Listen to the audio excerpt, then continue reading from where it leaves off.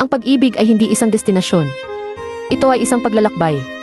Isang paglalakbay na puno ng saya, lungkot, pag-asa at pagsubok. Ngunit sa bawat pagsubok, mas nagiging matatag ang pundasyon ng inyong pagmamahalan. Huwag matakot sa mga pagkakaiba. Ang mga ito ay nagpapaganda at nagpapayaman sa inyong relasyon. Matutong magparaya, makinig at unawain ang isa't isa. Ang pagmamahal ay hindi lamang puro saya. Ito rin ay pag-aalaga, pagtitiis at pag-unawa. Ang tunay na pag-ibig ay hindi naghahanap ng perpekto. Ito ay ang pagtanggap sa isa't isa kahit may mga pagkukulang. Ito ay ang pagmamahal sa kabila ng lahat. Ito ay ang pagsuporta sa isa't isa sa lahat ng oras. Huwag sumuko agad sa mga pagsubok. Ang mga ito ay nagpapakita lamang kung gaano kalakas ang inyong pagmamahal. Magtiwala sa isa't isa at laging tandaan na ang pag-ibig ay isang regalo na dapat pahalagahan. Ang inyong paglalakbay ay maaaring puno ng mga hamon, ngunit ang pagmamahal na inyong maabot ay sulit sa lahat ng pagod at paghihirap. Kaya't magpatuloy sa paglalakbay na ito ng pag-ibig.